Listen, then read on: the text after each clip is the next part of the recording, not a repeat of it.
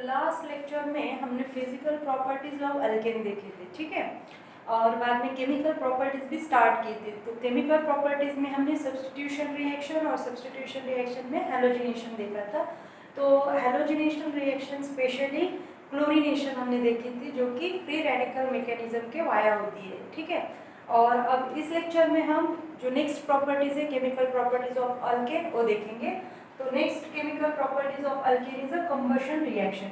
Okay, combustion reaction तो होता है कंबशन रिएक्शन में अगर किसी भी अल्केन को हमने हीट किया in the presence of dioxygen gas और in presence of air, we get carbon dioxide, water along with the large amount of energy। तो होता क्या है इस रिएक्शन में, कंबशन रिएक्शन में अल्केन को जलाया जाता है इन प्रेजेंस ऑफ एयर। तो एयर के प्रेजेंस में अल्केन को क्या किया जाता है, जलाया जाता है, हीट किया जाता है इन प्रेजेंस ऑफ एयर और डाइऑक्सीजन गैस। और इस आफ्टर द हीटिंग हमें जो प्रोडक्ट मिलता है उस वो क्या होता है, कार्बन डाइऑक्साइड, वाटर, और इसके साथ हमें बहुत सी एनर्जी भी मिलती है, बहुत लार्ज अमाउंट ऑफ एनर्जी इस रिएक्शन में इवॉल्व होती है, रिलीज होती है। तो इसीलिए अल्केन को फ्यूल भी कहा जाता है, या फ्यूल करके भी अल्केन का यूज होता है। Alkanes are used as a fuel. तो alkanes are used as a fuel because of this property, this chemical property of alkane. तो अल्केन को हीट किया जाए या जलाया जाए तो large amount of energy release होती है, इसीलिए अल्केन को फ्यूल के तौर पर भी यूज किया जाता है, ठीक है। तो what happen in combustion reaction, combustion reaction में yes complete oxidation of alkane takes place. Okay, so now if we take example CH4 plus oxygen, dioxygen, then we get CO2 plus twice H2O plus heat. Now balance this reaction. तो heat कितनी मिलती है अगर methane को हमने जलाया तो near about 890 kilojoule per mole inverse heat हमें मिलती है in this reaction. In this combustion reaction we get 890 kilojoule per mole inverse heat release होती है। और बैलेंस किया जाए रिएक्शन को तो क्या है, हमारे पास दो ऑक्सीजन है, दो ऑक्सीजन और दो ऑक्सीजन यानी 4 ऑक्सीजन है। तो यहाँ पे ट्वाइस O2 कार्बन 1 और हाइड्रोजन कितने हैं 4, तो carbon 1 and hydrogen 4। Okay, now second example is if we take butane C4H10 plus, अब इसको कितने ऑक्सीजन लगेंगे, तो देखो एक रिएक्शन बैलेंस करने के लिए, कंबशन रिएक्शन बैलेंस करने यानी कि अल्केन को कितने ऑक्सीजन की नीड है फॉर कंप्लीट ऑक्सीडेशन। तो हमारे पास एक जनरल फार्मूला होता है CnH2n प्लस 2, और इसको कितने ऑक्सीजन लगेंगे, तो इसको इतने ऑक्सीजन लगेंगे 3 into n plus 1 upon 2 oxygen की नीड रहती है इस अल्केन को फॉर कंप्लीट ऑक्सीडेशन। और हमें क्या प्रोडक्ट मिलते हैं, तो n नंबर ऑफ CO2 मिलते हैं और n plus 1 number of H2O मिलते हैं और लार्ज अमाउंट ऑफ हीट मिलती है। तो इन दिस केस C4H10 हमें कितने ऑक्सीजन लगेंगे 3 इंटू n। तो n क्या है, n is the number of carbon, n क्या है, नंबर ऑफ कार्बन। तो नंबर ऑफ कार्बन कितने हैं हमारे पास 4, तो 3 इंटू 4 प्लस 1 अपॉन 2 इतने ऑक्सीजन लगेंगे। तो हमें क्या मिलेगा, n नंबर ऑफ CO2। तो n number of CO2 n number of CO2 n number of carbon, तो कितने 4, तो 4 नंबर ऑफ CO2 मिलेंगे और क्या मिलेगा n प्लस 1 यानी 4 प्लस 1, ठीक है। तो 5 नंबर ऑफ H2O मिलेंगे प्लस क्या मिलेगा यहाँ पे हीट मिलेगी near about 2875 kilo joule per mole inverse, इतनी हीट यहाँ पे मिलती है। तो ठीक है, रिएक्शन को किस तरह से बैलेंस करना है आपको पता चल गया। तो यहाँ क्या होगा 3 इंटू 4 एंड 12 प्लस 1 13/2। तो इसको हम इस तरह से भी लिख सकते हैं 13/2। और 13/2 कैसे किया हमने, तो 3 इंटू 4 प्लस 1 अपॉन 2 इस फॉर्म में हमने इसको बनाया किया। तो हमें कितने ऑक्सीजन मिले यहाँ पे 13/2 ऑक्सीजन हमें यहाँ पे चाहिए for the complete oxidation of methane, ठीक है। Then take another example. Okay, C2H6 अगर हमने लिया, इथेन अगर लिया तो कितने ऑक्सीजन लगेंगे आपको यहाँ पे 3 into 2 plus 1 upon 2 means what 3 into 2 6 plus 1 7/2। Okay, तो 7/2 ऑक्सीजन चाहिए हमें यहाँ पे। ठीक है, आपको कैलकुलेशन के पर्पस इसको रखिए। 7/2 7/2 oxygen needed and what we get 4 yes n number of CO2, so n is the 2, so 2 CO2 by CO2 plus n plus 1 H2O and 2 plus 1 that is 3 H2O and heat plus। ठीक है, तो आपको कौन सा भी alkane अगर दिया तो आपको उसमें फिलिंग द ब्लैंक्स में आए कंबशन रिएक्शन, और आपको ऑक्सीजन अगर उसको फिल करना है ऑक्सीजन, तो आपको इस फॉर्मूले से ऑक्सीजन को फिल करना होगा। ठीक है, okay, remember this one general formula for the combustion reaction. और अल्केन को क्यों कहा जाता है, या अल्केन को फ्यूल के तौर पे क्यों यूज किया जाता है, तो due to the when combustion reaction occurs the large amount of energy is release और इवॉल्व, इसीलिए उसको एज ए फ्यूल भी हम यूज कर सकते हैं। ओके, ठीक है। Then if the incomplete oxidation of alkane takes place, now this is about the complete oxidation, combustion reaction is about the complete oxidation, but if incomplete oxidation of alkane takes place, okay, what happen in incomplete oxidation, कि जितना oxygen चाहिए उतना oxygen अगर alkane को नहीं मिला oxidation के लिए, कंप्लीट ऑक्सीडेशन के लिए, यहाँ मीथेन को 2 मॉलिक्यूल्स ऑफ डाइऑक्सीजन गैस चाहिए, लेकिन अगर उतने नहीं मिले, कम मिले, तो क्या होगा, इनकम्प्लीट ऑक्सीडेशन। और जब इनकम्प्लीट ऑक्सीडेशन होगा तब हमें क्या मिलता है, black carbon, we get black carbon. Okay, remaining क्या है, ट्वाइस H2O। ठीक है, तो हमें क्या मिला यहाँ पे, ब्लैक कार्बन। अब this black carbon is also used in the various like for the formation of preparation of ink और प्रिंटर इंक, या फिर ब्लैक पिगमेंट है तो और फिल्टर है, तो इस तरह के जो प्रोडक्ट्स होते हैं इसमें ब्लैक कार्बन का यूज होता है। तो वेरियस प्रोडक्ट्स में भी ब्लैक कार्बन का यूज होता है।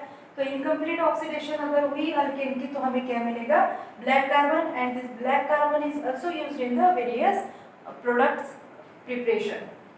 Okay, now the third one is control oxidation. Now third reaction chemical property is controlled oxidation.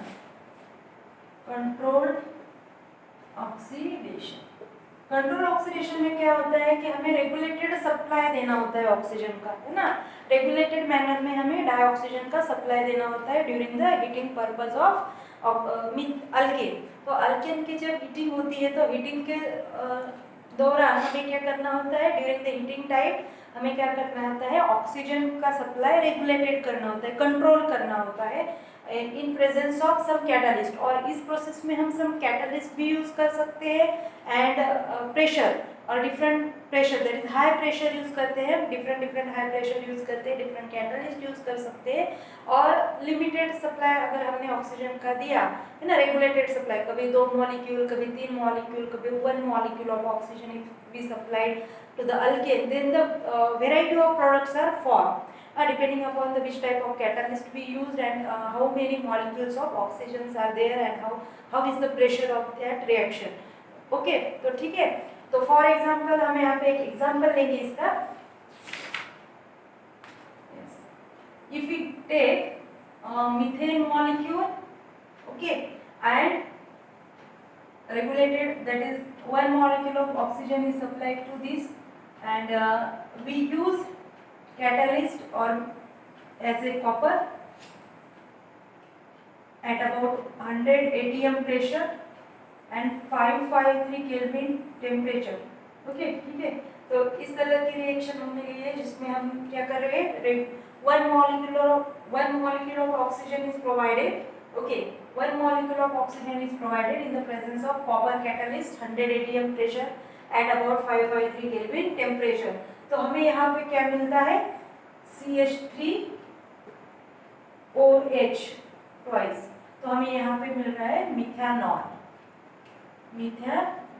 देखो हमने क्या लिया, यहाँ पे मीथेन लिए हमने, और मीथेन को हीट किया in the presence of dioxygen gas, 1 molecule of dioxygen, 2 molecule हमने मीथेन के लिए, 1 मॉलिक्यूल हमने डाइऑक्सीजन का लिया, in presence of copper catalyst at about 180 m pressure and 553 Kelvin temperature we get methanol CH3OH methanol या Mithil alcohol भी इसको कहा जा सकता है मिथेनॉल या मिथिल अल्कोहल ठीक है फर्स्ट रिएक्शन कंट्रोल ऑक्सीडेशन में then second reaction it is depend upon the catalyst हमने पहले ही देखा कि ये जो रिएक्शन है तो कौन सा प्रोडक्ट आने वाला है किस पे डिपेंड रहता है कि molecules of oxygen provided the catalyst use at the pressure and temperature पे ये डिपेंड करता है ठीक है अगर हमने वन मॉलिक्यूल ऑफ अल्केन लिया और उसको one molecule of dioxygen gas के साथ हीट किया इन प्रेजेंस ऑफ मोलिब्डेनम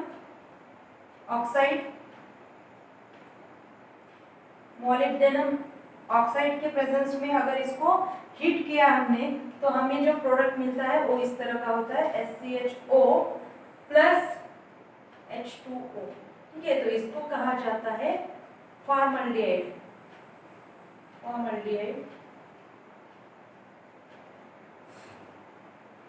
या इसको क्या कहा जाएगा फॉर्मल्डिहाइड ओके ठीक है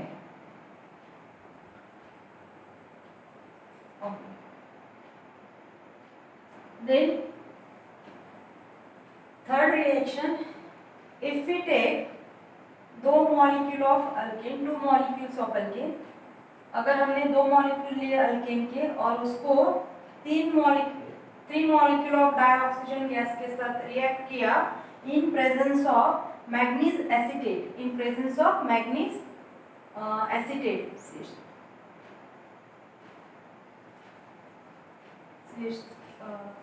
CH3COO by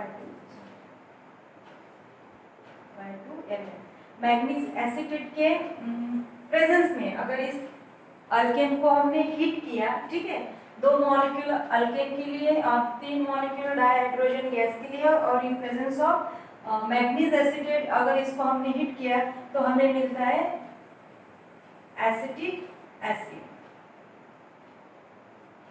ठीक है two molecule of acetic acid तो कंट्रोल ऑक्सीडेशन में क्या है कैटलिस्ट अगर चेंज कर दिया या फिर मॉलिक्यूल्स ऑफ ऑक्सीजन अगर हमने रेगुलेट कंट्रोल किए कितने लेने हैं तो उसके हमें डिफरेंट प्रोडक्ट्स मिलेंगे जैसे कि हमने यहाँ पे दो मॉलिक्यूल ऑफ अल्केन लिए और one molecule of dioxygen gas लिया in the presence of copper catalyst at about 180 m pressure and 553 kelvin temperature तो हमें क्या मिलेंगे यहाँ पे इसका ऑक्सीडेशन होकर हमें मिथेनॉल मिलता है ठीक है then if we take one molecule of alkane and one molecule of oxygen gas in the presence of molybdenum oxide we get formaldehyde okay then if we take two molecules of alkane and three molecules of dioxygen gas in presence of catalyst like manganese acetate we get acetic acid ठीक है और अगर हमने इस तरह का लिया CH3/3 CH तो इसको इस तरह से या फिर आपको फॉर अंडरस्टैंडिंग पर्पस आप इस तरह से भी लिख सकते हैं CH3 हाइड्रोजन अब इसको हम ये कार्बन को हम टर्शरी कार्बन बोलते हैं क्योंकि ये अनदर 3 कार्बन से अटैच है इसलिए इसको हम क्या कहते हैं टर्शरी कार्बन कहते हैं और दिस टर्शरी कार्बन पे जो हाइड्रोजन रहता है उसको हम टर्शरी हाइड्रोजन कहते हैं तो this tertiary hydrogen is replace और is oxidize in presence of KMnO4 catalyst तो KMnO4 कैटलिस्ट के under this hydrogen is get oxidized and we get a product like this और हमें कैसा प्रोडक्ट मिलता है CH3 और यहाँ पे OH तो जो टर्शरी कार्बन है टर्शरी कार्बन जो होता है वो टर्शरी कार्बन का जो हाइड्रोजन है वो हाइड्रोजन ऑक्सीडाइज्ड होके हमें क्या देगा tertiary alcohol as an product in presence of KMnO4 catalyst अगर KMnO4 कैटलिस्ट के प्रेजेंस में हम such type of the oxidation reaction करते हैं तो टर्शरी जो अल्केन होगा वो टर्शरी अल्केन हमें tertiary alcohol as an product देगा तो this is about the control oxidation आपको ध्यान में रखना है दो मॉलिक्यूल हमने अल्केन के लिए वन मॉलिक्यूल डाइऑक्सीजन गैस का लिए इन presence of copper catalyst 100 atm pressure and 553 Kelvin temperature we get methanol. If 1:1 proportion में लिया in the presence of molybdenum oxide we get formaldehyde. If दो मॉलिक्यूल लिए alkane के that is ethane और 3 molecule dioxygen gas के लिए in presence of manganese acetate तो हमें क्या मिलेगा एसिटिक एसिड. और टर्शरी अल्केन को अगर हमने KMnO4 के साथ ऑक्सीडाइज किया तो हमें फाइनल प्रोडक्ट मिलेगा टर्शरी अल्कोहल. ठीक है, this is about the control oxidation.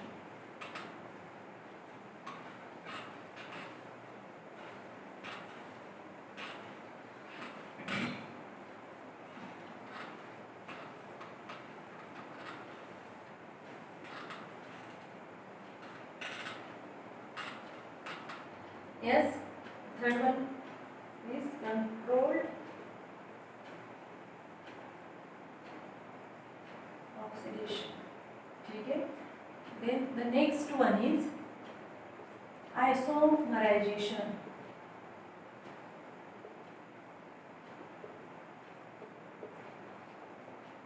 So isomerization में होता क्या है कि जो स्ट्रेट चेन अल्केन होते हैं अगर उसको हीट किया जाए एट हायर टेम्परेचर, अगर स्ट्रेट चेन अल्केन को हम हीट करते हैं एट हायर टेम्परेचर तो उस स्ट्रेट चेन अल्केन का कन्वर्शन होता है ब्रांच चेन अल्केन में. ठीक है, स्ट्रेट चेन अल्केन का कन्वर्शन किस में होता है? ब्रांच चेन अल्केन में होता है. तो हमें क्या मिला? स्ट्रेट चेन अल्केन से हमें उसके आइसोमर्स मिलते हैं. तो इस प्रोसेस को हम बोलते हैं आइसोमेरिज्म. और फॉर एग्जांपल हम ले रहे हैं hexane CH3 CH2 CH2 CH2 CH2 CH3. ठीक है, ये क्या है हमारा? हेक्सेन. क्या है? हेक्सेन. 6 कार्बन एटम है तो इसको हम हेक्सेन कहेंगे. और हेक्सेन का अगर हमने हीट किया, ठीक है, इन प्रेजेंस ऑफ कैटलिस्ट भी यूज कर रहे हैं. अभी कौन से कैटलिस्ट यूज कर रहे हैं? तो अनहाइड्रस AlCl3. ठीक है, और and HCl and dilute HCl.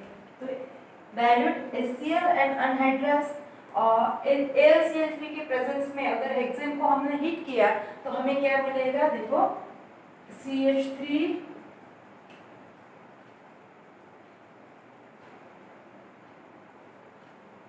Plus CH3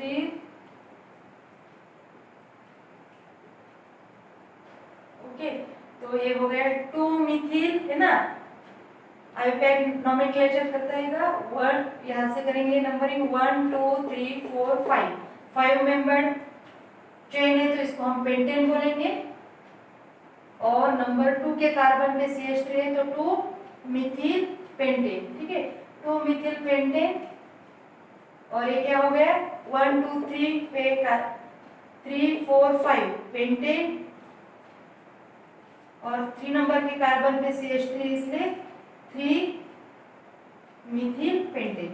तो हमें N हेक्सेन, ये क्या था? N hexane. तो N हेक्सेन को हमने हीट किया in the presence of anhydrous AlCl3 and HCl. We get 2 methyl pentane and 3 methyl pentane. तो this 2 products are the isomers of hexane. तो ये जो दो प्रोडक्ट्स हमें मिले वो क्या है? Actually this is major product. These are the major product of N-hexane. तो ये मेजर प्रोडक्ट है, माइनर प्रोडक्ट हम लिखते हैं. तो क्या होता है कि N-hexane का अगर हमने N-hexane को अगर हीट किया हमने अनहाइड्रस AlCl3 और HCl के प्रेजेंस में तो हमें क्या मिलता है? तो हमें मिलता है 2 methyl pentane and 3 methyl pentane. तो ये जो प्रोडक्ट्स मिले हमें वो क्या है? Isomers of hexane. तो ये प्रोडक्ट्स क्या है? Isomers of hexane. हेक्सेन के वो क्या है? आइसोमर्स है. ठीक है, वो हेक्सेन के आइसोमर्स है, इसीलिए इस प्रोसेस को हम आइसोमराइजेशन कहते हैं कि जिसमें एन हेक्सेन से स्ट्रेट चेन अल्केन से हमें क्या मिलते हैं? ब्रांच चेन अल्केन मिलते हैं. ठीक है, okay. We take another example.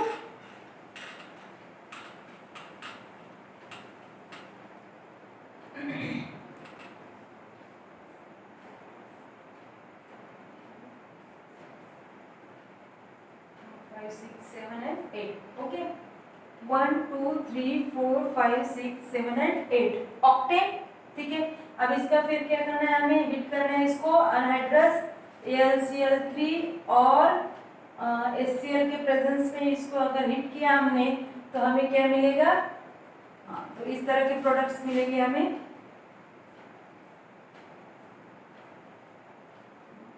6 7 यहाँ पे CH3 plus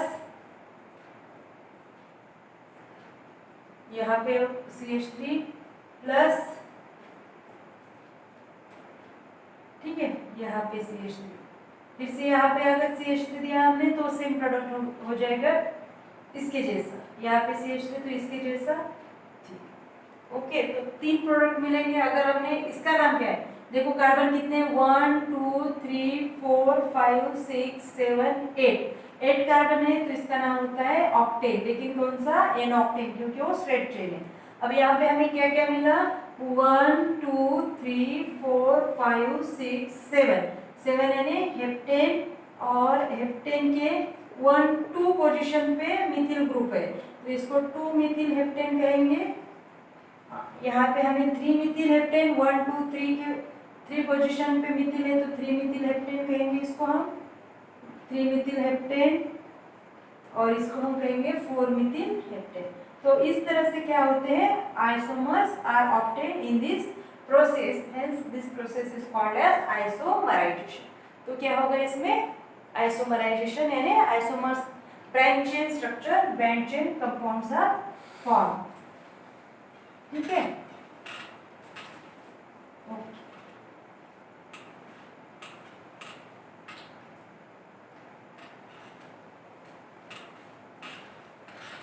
now chemical properties, aromatization,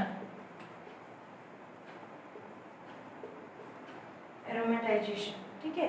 तो एरोमेटाइजेशन में होता क्या है कि जो 6 कार्बन या 6 कार्बन से ज़्यादा अगर कार्बन एटम किसी भी चेन में हो, तो इस तरह की जो चेन होती है, जिस चेन में 6 कार्बन एटम्स या उससे ज़्यादा कार्बन एटम्स प्रेजेंट होते हैं, तो ऐसी जो चेन होती है अल्केन की, तो इस तरह के अल्केन की चेन अगर हमने हीट कर दी, इस तरह के अल्केन यानी हेक्सेन और हेक्सेन के ऊपर के अल्केन को अगर हमने क्या किया? हीट किया, ठीक है, इन the presence of catalyst like chromium oxide, vanadium oxide, chromium oxide और मॉलिब्डेनम ऑक्साइड के प्रेजेंस में अगर इस तरह के हायर अल्केन को, यानी हायर अल्केन यानी कौन से अल्केन कि जिसमें कार्बन नंबर 6 से ज़्यादा है, ठीक है, कार्बन नंबर 6 या कार्बन नंबर 6 से ज़्यादा अगर कोई अल्केन है, तो इस अल्केन को अगर हमने हीट किया इन presence of catalyst like vanadium oxide और मॉलिब्डेनम ऑक्साइड और chromium oxide,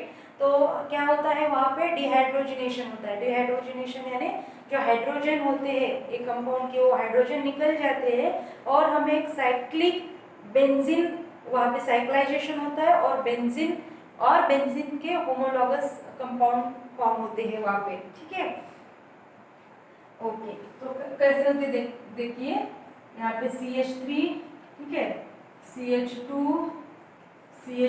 just straight chain है, तो इसको हमने, ठीक है, पहले हमने इसको स्ट्रेट चेन फॉर्म में लिखेंगे इसको, ठीक है, CH3 CH2 CH2 CH2 CH2 CH3, ठीक है। तो 6 मेंबर या 6 मेंबर से ज़्यादा अगर कार्बन है, इसी तरह के अल्केन हमें एरोमेटाइजेशन में लेने, तो 6 मेंबर चेन है यहाँ पे, यानी हेक्सेन है, तो इस हेक्सेन को मैं थोड़ा सा इस तरह से लिखती हूँ, CH3 CH2 CH2 CH2 CH2, okay, और ये CH3, ठीक है, ओके। तो इस चेन में होता क्या है? CH3, okay. तो जब हम इस चेन को करते हैं हीट, इस अल्केन को करते हैं heat in presence of some catalyst, like आप कोई भी कैटलिस्ट ले सकते हैं, वैनेडियम पेंटाऑक्साइड और मॉलिब्डेनम ऑक्साइड और क्रोमियम डाइऑक्साइड ले सकते हैं। तो in presence of this oxides क्या होगा? डिहाइड्रोजनेशन होगा। डिहाइड्रोजनेशन मीन्स क्या होता है?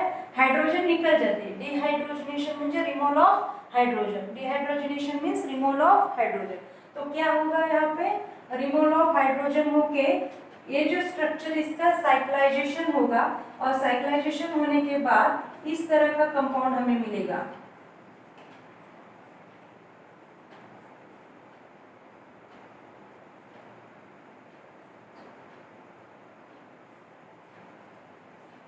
ठीक है,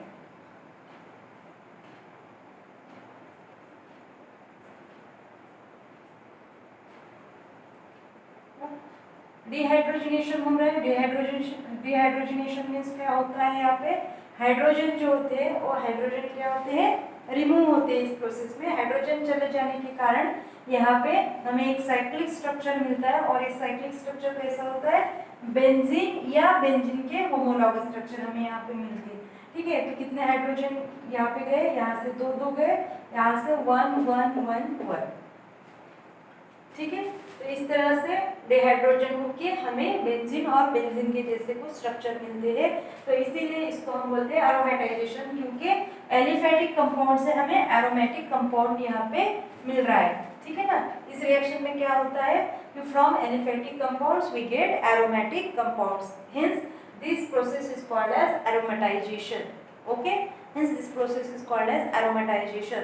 ओके, तो अब आपको क्वेश्चन ऐसा है कि अगर आपको टोलिन बनाना है, तो टोलिन क्या होता है, आप एरोमेटिक कंपाउंड में देखेंगे तो टोलिन इस तरह का कंपाउंड होता है। ठीक है, CH3, ये बेंजीन रिंग है और बेंजीन रिंग के ऊपर CH3 ग्रुप प्रेजेंट है। तो ये जो स्ट्रक्चर है, ये स्ट्रक्चर और ये स्ट्रक्चर सेम है। ठीक है, तो ये स्ट्रक्चर है बेंजीन, ये भी है बेंजीन। तो बेंजीन के ऊपर अगर CH3 होता है तो इसको हम बोलते हैं टोलिन। ठीक है, अगर हमें टोलिन बनाना है तो हम कैसे बनाएंगे, देखो यहाँ पे 6 कार्बन है, 1 2 3 4 5 6 और ये कितना हो गया 7। तो हमें कितने कार्बन लेने पड़ेंगे, इनिशियली 7 कार्बन लेने पड़ेंगे। अगर हमने 7 कार्बन लिए तो हमें जैसे यहाँ पे 1 CH3, ठीक है, ये हो गया CH2।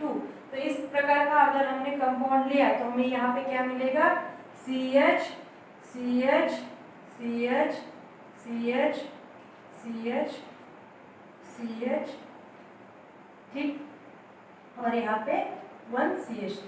ये जो CH3 है वो साइक्लाइजेशन में नहीं आएगा तो इसके हाइड्रोजन एज इट इज रहेंगे CH3 के फॉर्म में और यहाँ पे आएंगे डबल बॉन्ड। तो इस तरह का कंपाउंड हमें मिलेगा जिसको हम क्या कहेंगे, टोलिन। तो आपको है वहाँ पे क्वेश्चन भी है बुक में कि अगर आपको टोलिन बनाना है तो आपको कितने नंबर की चेन, कार्बन एटम्स चेन में कितने नंबर होने चाहिए, तो कितने होने चाहिए, 7 numbers of carbon atoms is presented in chain, that is heptane is used for the preparation of toluene. तो हेप्टेन अगर है तो हम टोलिन के लिए उसका यूज कर सकते हैं। ठीक है, this is about the aromatisation.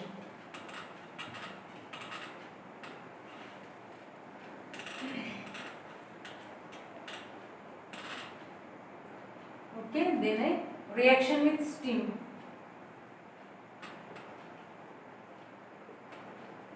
Yes, and remember also this reaction aromatization is occurs at high temperature and high temperature. Okay, so high temperature means what, 773 Kelvin temperature and 10 to 20 atm pressure। तो ये भी आपको ध्यान में रखना है कि aromatisation process जब होती है तो उस प्रोसेस में हाई टेम्परेचर पे ये प्रोसेस होती है डिहाइड्रोजनेशन की। तो कितने, 773 kelvin and 10 to 20 atm pressure पे this reaction occurs. Okay, reaction with steam. तो स्टीम के साथ जब अल्केन की रिएक्शन होती है, ठीक है, CH4 plus H2O, या स्टीम है तो हाई टेम्परेचर पे ही रिएक्शन होगी और तो हमें क्या मिलेगा, नियर अबाउट 1273 केल्विन पे रिएक्शन होती है। तो हमें क्या मिलता है यहाँ पे, कार्बन मोनोऑक्साइड और प्लस O, CO, क्या रिमेनिंग रहा हमारे पास, थ्राइस H2 है। बैलेंस रिएक्शन फिर से देखो, बैलेंस है क्या, कार्बन 1 ऑक्सीजन 1 ऑक्सीजन 1 और हाइड्रोजन कितने हैं, 4 + 2 6।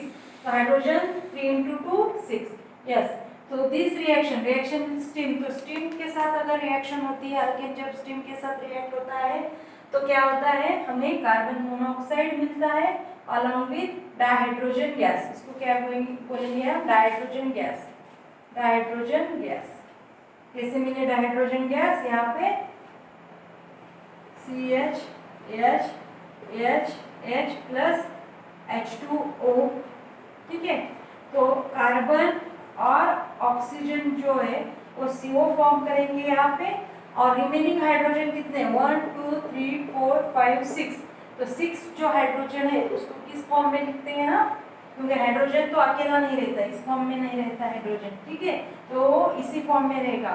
तो H2 कितने H2 मिलेंगे हमें, 3 H2 मिलेंगे, 6 हाइड्रोजन से 3 H2 मिलेंगे, 3 × 2 यानी 6 हो गए, तो डाइहाइड्रोजन गैस मिलते हैं। तो ये जो डाइहाइड्रोजन गैस है, तो this reaction that is reaction stream is useful for the preparation of dihydrogen gas. जब भी हमें डाइहाइड्रोजन गैस चाहिए होता है तब हम या डाइहाइड्रोजन गैस के प्रिपरेशन के लिए हम दिस रिएक्शन जनरली यूज्ड, ठीक है। Then last reaction is the pyrolysis. Last reaction is pyrolysis. Last reaction is pyrolysis. What happen in pyrolysis or cracking? तो pyrolysis में होता क्या है, जो हायर अल्केन्स होते हैं उनको हीट किया जाता है at high temperature. Higher alkanes are heated at high temperature, और हाई टेम्परेचर पे जब हायर अल्केन को हीट किया जाता है तो उस हायर अल्केन से फिर हमें मिलते हैं लोअर अल्केन एंड अल्किन्स। तो हायर अल्केन का फ्रेगमेंटेशन होता है, डिकम्पोजिशन होता है एट हायर टेम्परेचर। ज़्यादा हीट देने के कारण उसका क्या होता है, ब्रेकिंग होती है, ठीक है। तो this higher alkanes now break down into the lower alkanes and lower alkenes. तो क्या होता है, फ्रैगमेंटेशन, उसको क्या बोलते हैं हम, फ्रैगमेंट्स बनते हैं। जो हायर अल्केन होते हैं उनके फ्रैगमेंट बनते हैं due to the high heat.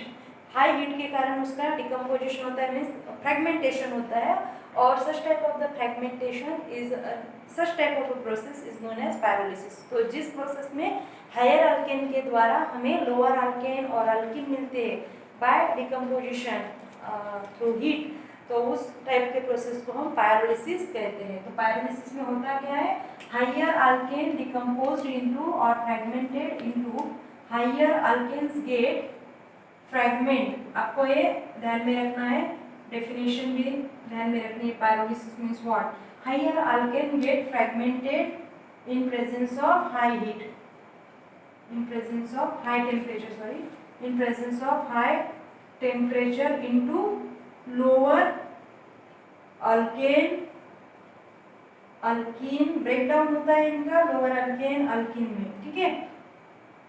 तो इसको, इस प्रोसेस को हम कहते हैं पायरोलिसिस। तो क्या होता है, जैसे आपको एग्जांपल है C6H14 है, C6H14 यानी हमारे पास क्या है, हेक्सेन है, और हेक्सेन को अगर हमने हीट किया हाई टेम्परेचर पे, ठीक है, 773 केल्विन टेम्परेचर पे अगर इसको हीट किया तो हमें 3 टाइप के प्रोडक्ट्स यहाँ पे मिलते हैं, ठीक है। 3 टाइप के प्रोडक्ट्स कौन कौन से, first is C6H12 plus H2।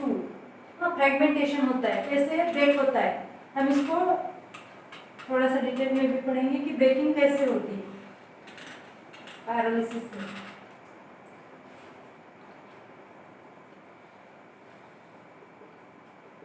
हाँ, तो क्या किया हमने, C6H14 लिया और इसको फिर हायर टेम्परेचर पे हीट किया, तो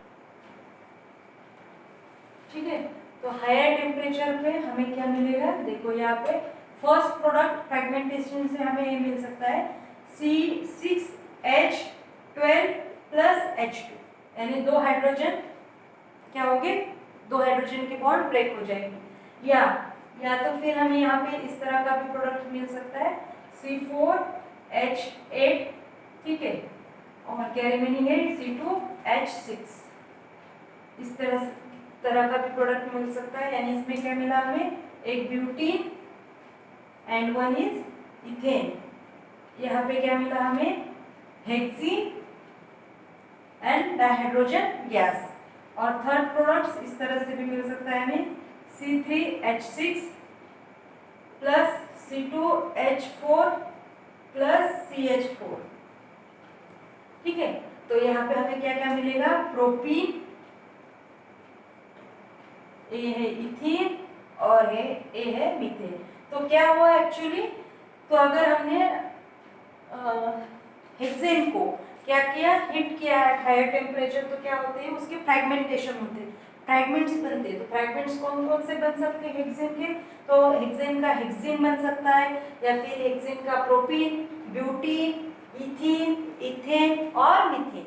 तो ये क्या हो गए, उसके फ्रैगमेंट्स हो गए, ब्रेक कर दिया हमने।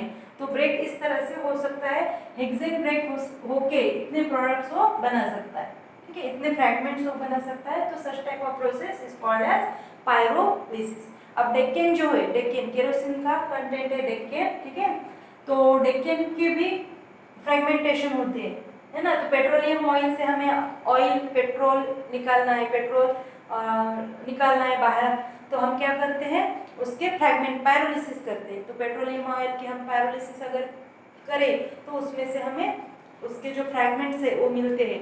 जैसे है डेक्केन, तो केरोसिन है, डेक्केन का केरोसिन का कॉन्स्टिट्यूएंट डेक्केन है।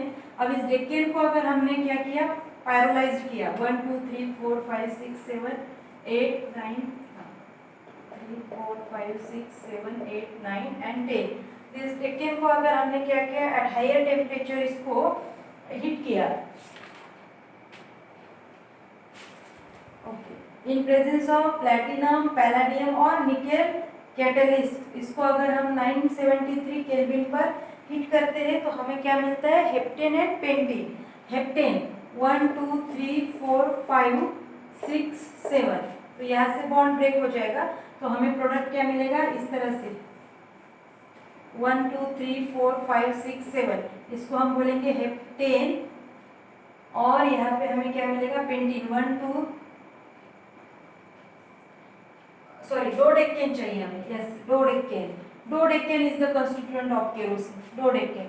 तो हमें क्या मिलेगा, 1 2 3 4 5 6 7, तो 7, यस, तो यहाँ पे हमें हेप्टेन मिला, और यहाँ से 1 2 3 4 5, तो यहाँ पे हमें मिलता है पेंटीन, ठीक है, 1 2 3 4 5 इस तरह से, तो पेंटीन मिलेगा और हेप्टेन मिलेगा, पेंटीन और हेप्टेन। तो इसको इस तरह से भी लिख सकते हैं, पेंटीन और हेप्टेन।